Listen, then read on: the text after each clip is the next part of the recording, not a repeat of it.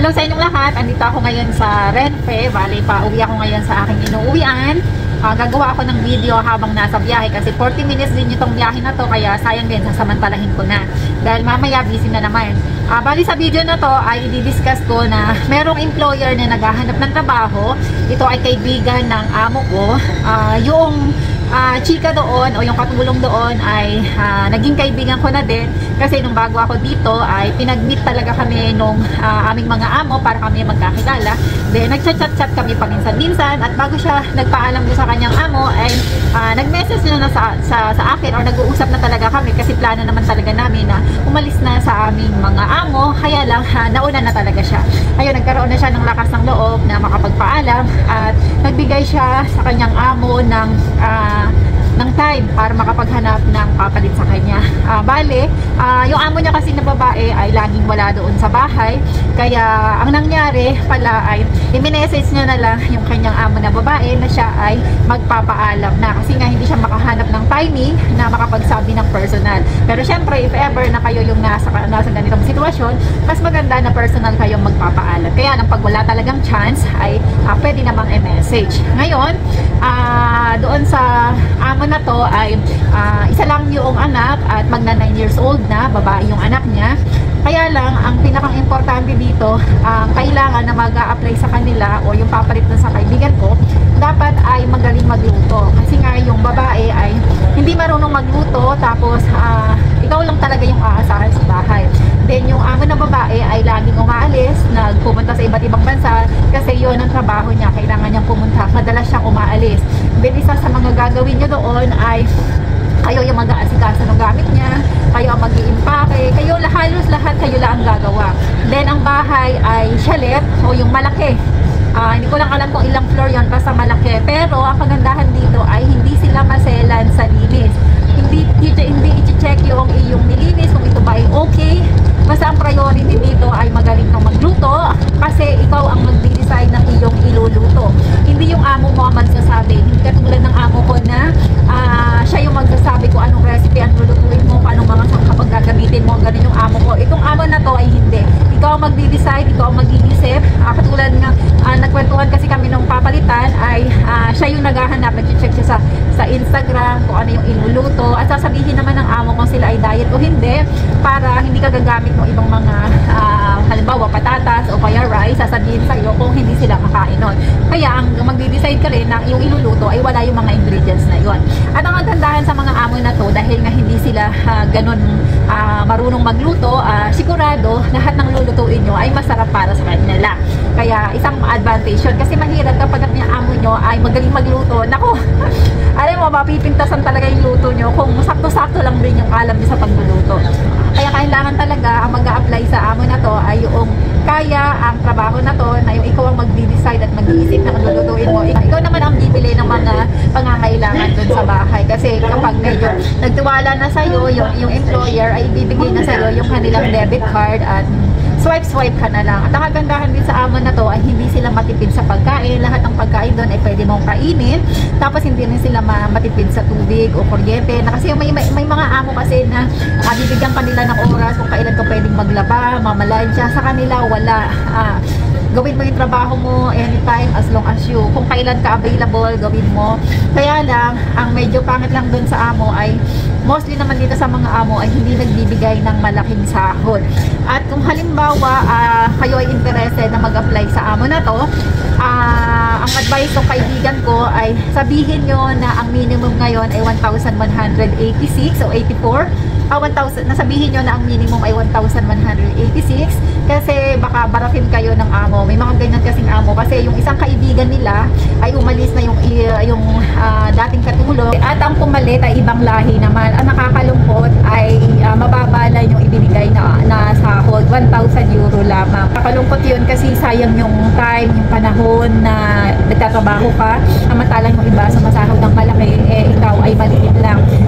Kaya lang kasi iba kasi yung qualification ng ibang lahi sa ating mga Pilipino. Mas malaki kasi ang sahod ng nating mga Pilipino kaysa sa ibang lahi. Siguro dahil mas okay talaga tayo magtrabaho kaysa sa kanila. Mababait naman sila, pati yung bata. Kaya lang dahil na medyo spoil yung bata at depende na rin siguro doon sa pagpapalaki ng magulang, hindi masyadong nadidisiplina.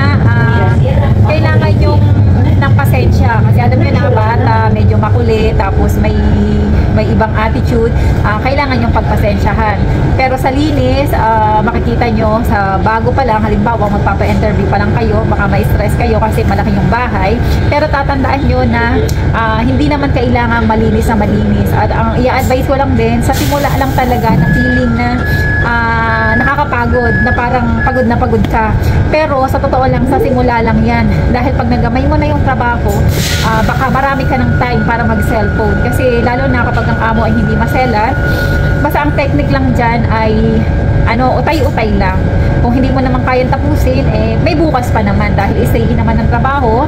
Ang start pala ng trabaho ay bago mag alas 8, tapos natatapos siya mga 9 or before 9, depende kasi may time lang kasi na medyo nalilate yung babae, pero madalang lang naman daw yung medyo past 9 o'clock ng gabi. Then may rest time din naman.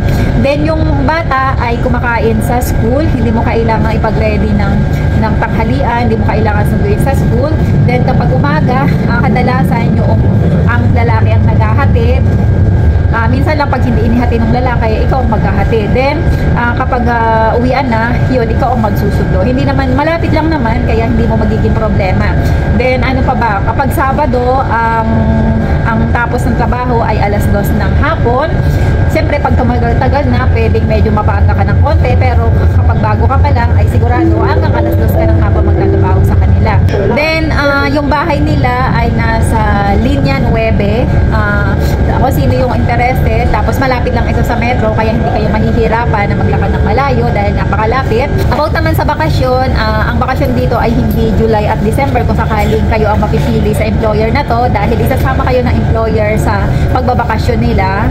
Then, ang bakasyon nyo ay straight na isang buwan, mamimili kayo dahil ganun ang nangyari sa friend ko. Pinapili siya kung anong buwan ang gusto niya at ang pinili niya ay December. Kaya buong December ay wala siyang trabaho. Pwede kayong maghanap ng part-time. Pero tulad nga ng sabi ko, kasi karamihan naman dito ang makakahanap kayo ng part-time na isang buwan kapag July at August. Unfortunately, ay hindi kayo pwede dahil nga kayo isasama ng employer.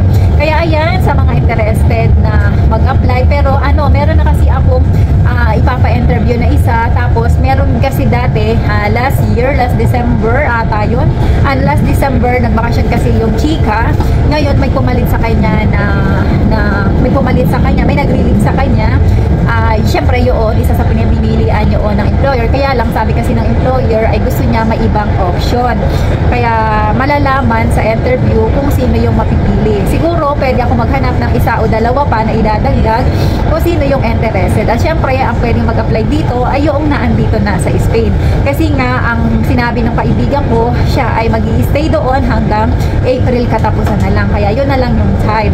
Tapos kadalasan naman ay magsasama kayo ng ilang araw ng kaibigan ko para ituro sa iyo kung ano yung mga dapat mong gawin. Pero hindi ito masyadong matagal. Kasi nung time na daw ay parang 2 araw lang sila nagsama ng pinarinet niya.